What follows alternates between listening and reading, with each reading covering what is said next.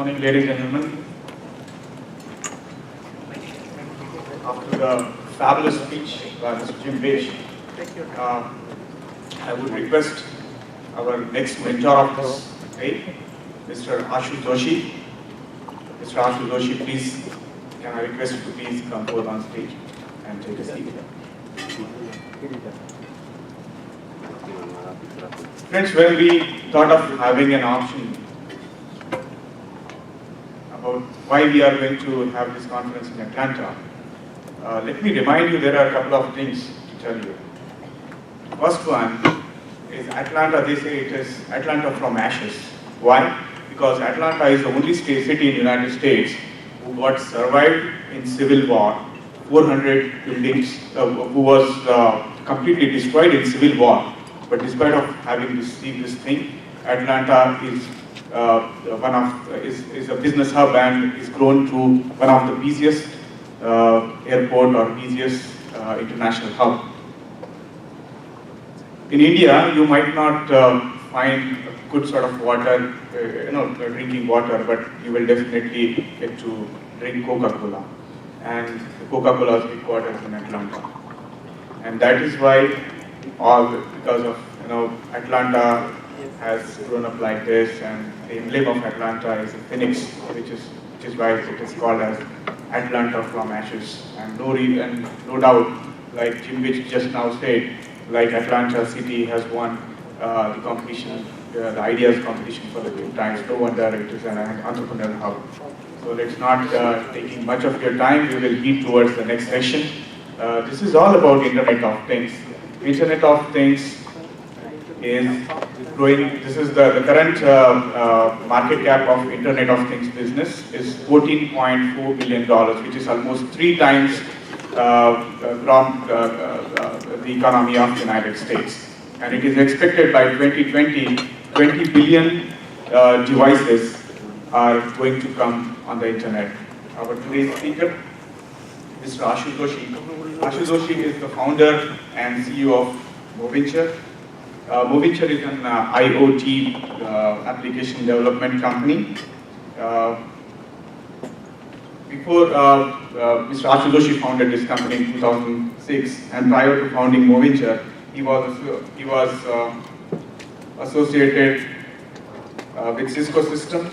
He has also led product and business strategy for consumers services products over there. Ashu Joshi is from India. He has done his graduation from Walchand Institute of Technology, and then he moved out to US.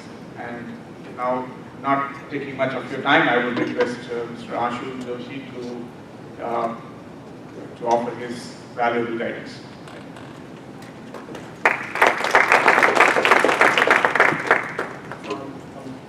Thanks for inviting me and to keep this short so that we can run the panel. So I used to work for Cisco Systems before I founded my own company, Moventure. Yeah.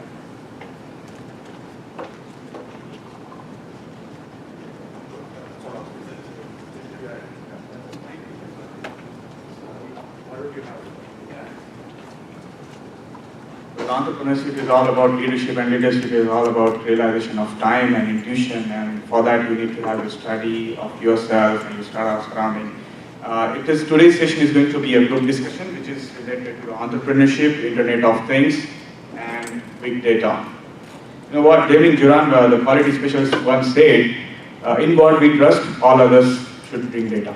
So this is what the purpose of data is all about. And we have got our eminent speakers. Let me introduce you, Mr. Orin Edenfield. Orin is okay. Am I audible to you? Yeah. Orin leads the team of experts. He's associated with Microsoft. He is Microsoft data architect. Data is something, it's like a teenage romance. Everybody speaks about it, but very few people know how exactly it should be done.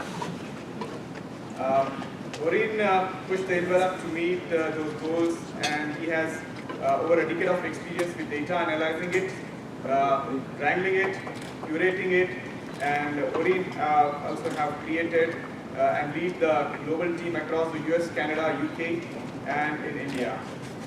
He is a passionate guy about the data analytics and enjoy learning about challenges others are facing. Our next mentor is Mr. Mahesh Athale.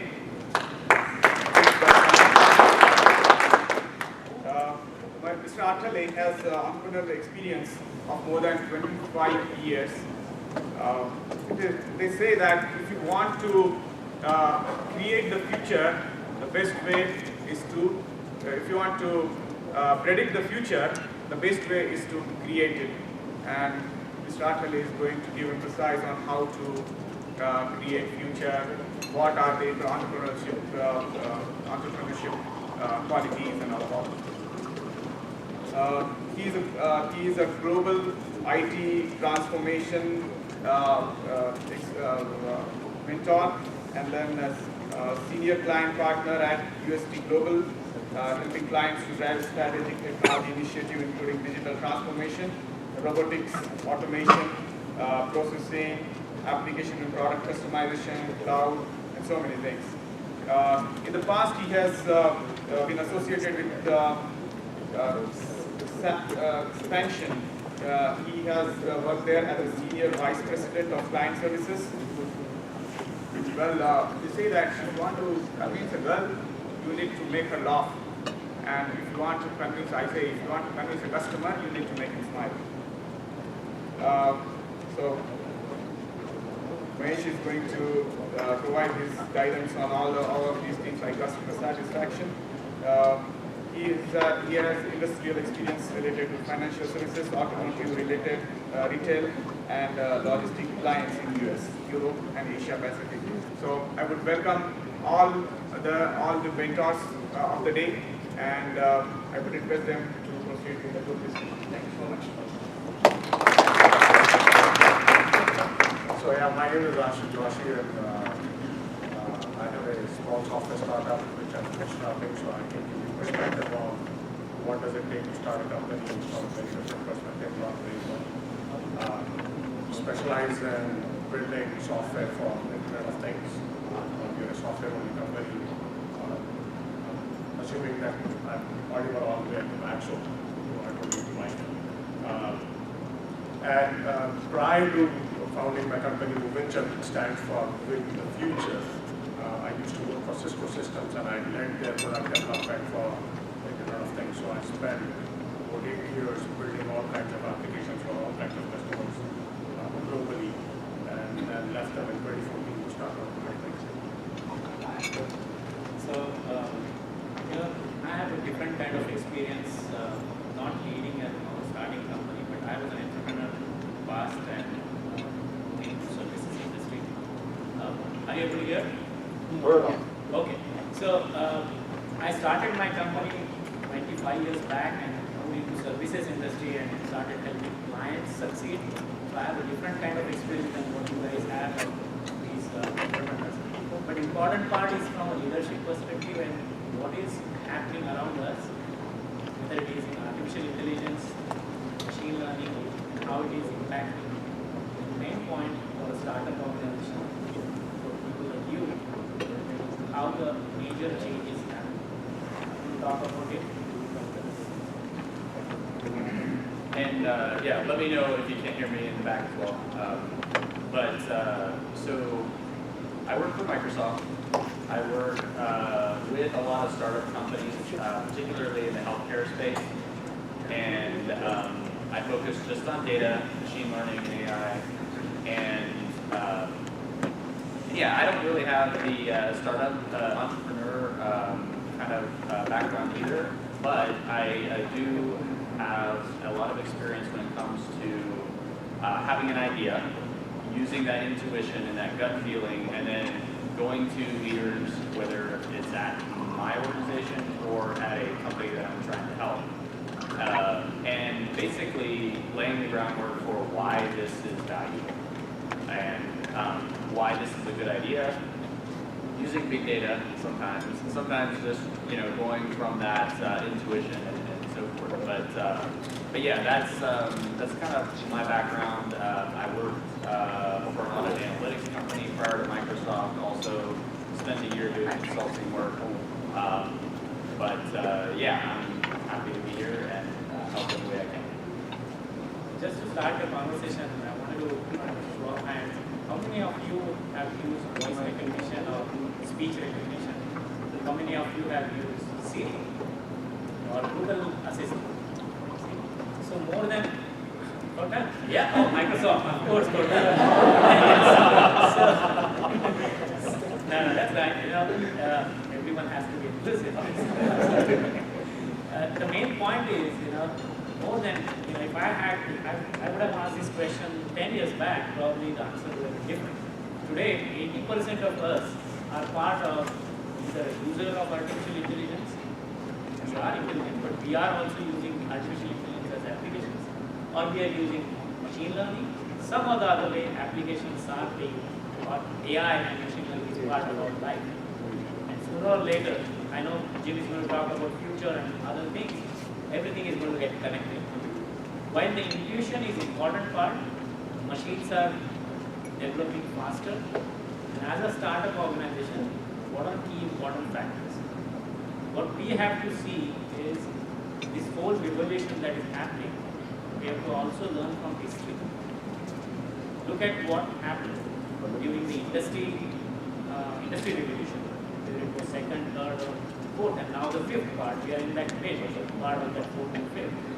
What changes happened around us as a leader of those during that time? What they did? Whether they just went ahead and accepted without the gut feel, or with the data that we see around us, or with the data.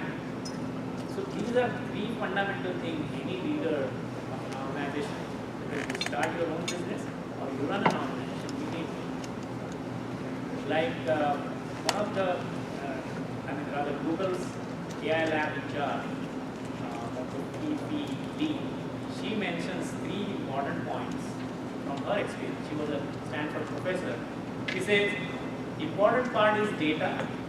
Of course, the data gives you, and what kind of data you are relying on. The second most important piece is the talent. Because even if you have the data, even if you have intuition, you have to have those kind of data scientists, people who knows the technology, and who run the business. All that, and the most important part is actual problem science. If you're going to talk about, if you're going to run a business, you need to know the product, the problem sentence, customer that is looking for. So these are three or four things I talk are most important for you. You have to ask yourself what you want. What do you want to run? And Mark Zuckerberg wants the assistant or the personal assistant like Iron Man movie, virtual assistant, right? Or Eric Schmidt says he wants to be smarter so that he can look cool in front of his daughter by using AI. So you guys being a leader and entrepreneur, you have to think where you will use AI and machine learning. It's going to be there, whether you like it or not, it's going to be there and it's going to be progressing. Be happy to take any questions. So I just wanted to add a couple of things and tie it back to what Jim had brought up when he was speaking. He gave the example of the Air France flight. And the perspective which I'm going to give you, running a startup, doing IoT and machine learning and artificial intelligence is, my software startup is trying to marry AI with machine data. It's a very different data than e-commerce data or page-click data when you do Google searches and stuff like that. So the point I wanted to touch upon quickly is there is an importance to where the data comes from and what the source of data is. The data is valid or not. Because your AI output is going to be as good as how good the data is, number one. Number two, it's not just the source of the data and whether the data is valid or not, but also are there any inherent biases which is being put into the system when you're actually making use of it. And there are numerous examples where even though the data was valid, the person who actually put together the network, the different types of neural networks to actually do the AI portion, ended up actually generating bad results because they were biased. Okay. So that those two factors go along.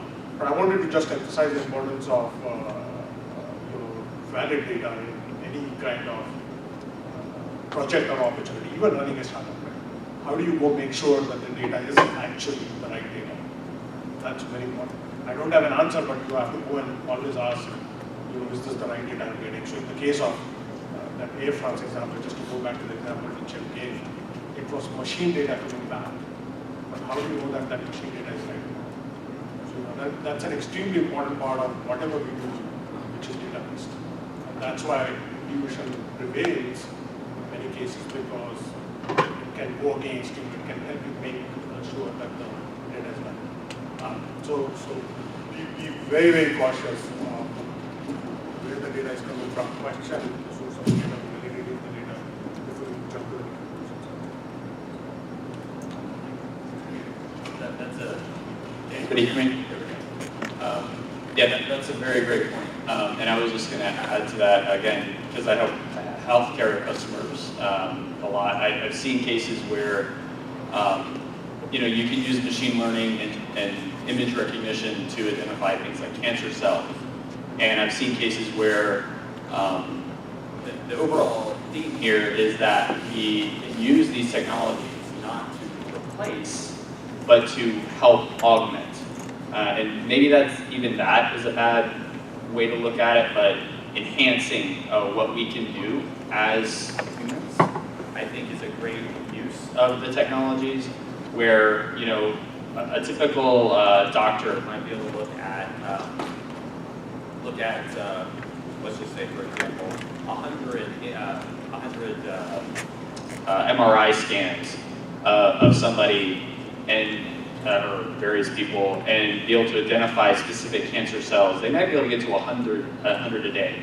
But if you put a image recognition neural net on that or something like that, you might be able to get through thousands. Now, do we want to trust the output of that and say whether this person is cancer-free or not cancer-free? I don't know that we want to do that. In my opinion, again, my opinion may or may not be of importance, but I would say let's run it through that first and then have somebody, a human, look at those ones that have been identified as possible. So again, it kind of goes back to that intuition thing where we don't want to just go on autopilot. We want to say, you know what, let's still have somebody behind the wheel, but we can help increase what can be done and the, kind of what we can do. So, I don't know. I think you said it right. Data part important, intuition part is important, but machine learning is advancing so much. So the question, it's been asked many times when we are speaking at events that is it going to take over soon? Is it going to wipe all the jobs? What is happening in the market? And it's not only from a job perspective. As a startup companies or as entrepreneurs, we have to see that the business continuity happens, it grows, and the technology is a blessing for humankind, and use that. So the connecting dot between the technology and the actual business impact, right? Whether it is IoT or the data driven, is a key success for all of us. So jobs are not going to go away, businesses are not going to go away. Like I said, history repeats itself unless you learn from it, right? So jobs are not going to go away, but part of that is going to get automated. Some tasks are going to get automated that will get replaced by machines and they will be intelligent. Some study shows 50 years it will take, maybe by 2060, 2070, machines will be more smarter than us. They won't have intuition, they won't have that kind of data. They'll again rely on the data. So we are much smarter than the machines before they take over. What do you think? I would just say, if anybody follows Elon Musk, I think there's a lot of different opinions on that. I would say, to your point, I think there will be some jobs that change. I don't think too many of us go out and hire somebody to shoe their horses anymore. I grew up on a farm, actually, and my dad never had horses, but 100 years before, it would be pretty hard pressed to find a farm that didn't have horses and didn't the horseshoe manufacturers, I'm sure, had a hard time, as well as those people who did shoe horses, 100 years ago, and then, tractors came along and cars came along, and, there are still people, I do know some people that still do that, but there's a lot fewer of them. The whole self-driving cars, I think it's very possible that we're going to have fewer, truck drivers in the next coming decades. Will they completely go away? I don't think they will. Like I said, I still know people who shoe horses. But being ready to adapt to that change, I think is important, especially from a startup perspective. Again, I don't consider myself an expert in that area, but I would say that if I were starting a business, I would want to be aware of what might be changing in the market and how these new technologies are going to impact that. And I have recently read a book called The Third Wave by Steve Case, and it's very interesting to see how you always want to make sure that you're working when it comes to, he talks a lot in the book about working with governments, working in the local market, finding out what your customers need. But yeah, knowing how technology is changing that and the rapid pace of the change in technology that's coming is going to be key, I think. Just on the piece of data, just building on what Arun and Mahesh were saying, I talked about the validity of data, but it's also going to change the paradigm of how you make money. Okay, and this is with respect to machine learning and AI and deep learning and all of those good things. The king in this is the people who actually own the data so that they can actually make money. Okay, so if you notice a trend, Google, Microsoft, IBM, all the big companies and even smaller companies have started open sourcing a lot of the stuff related to machine learning. So startups can actually go do stuff around the toolkits which are being released. But the key thing here is that they're actually releasing only the toolkits. They're not making any of the data open source. Okay, and because the value lies within the data set. Without the data set, machine learning doesn't happen. Okay, yeah, there is this notion of unsupervised learning that machines trying to learn themselves, but they are going to be more around us in the beginning till the point of time where they reach that maturity. But here within lies the opportunity and the danger both if you are going to do a startup. If you manage to do a startup where you get to control the data, you are more likely to make money. But more and more enterprise customers especially are going to wake up to the reality that they cannot go to a software company and let them have access to the data. Because in that process, the enterprise can be replaced by somebody, other enterprise, because now all the value is coming from the data-driven algorithm, right? So this is a very key thing. I mean, and so this battle between customers and vendors, so software startups and companies pursuing enterprise customers, is going to only get tougher and tougher.